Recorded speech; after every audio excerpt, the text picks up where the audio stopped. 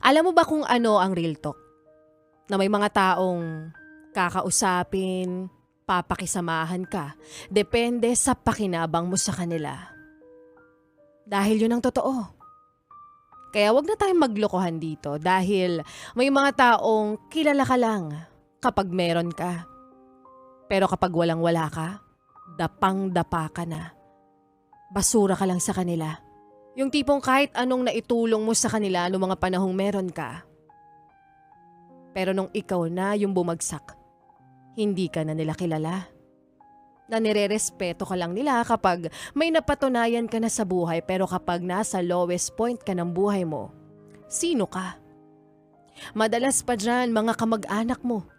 Yung mga kamag-anak mo na ikinukumpara ka noon sa ibang tao. Yung mga kamag-anak mo na ayaw kang makitang umangat. Pinag-uusapan lang nila yung mga kamag-anak mong umaasenso at kapag reunion, kayo ang tagahugas ng pinggan. Tagabili ng soft drinks, habang sila nakaupo sa harap ng lamesa gamit yung mga itinagong pinggan at kubyertos sa bahay. Masakit, di ba?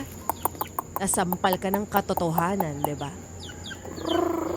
Alam mo, minsan kailangan mo ding tigasan yung puso mo. Lalo na kapag ikaw na yung inaabuso.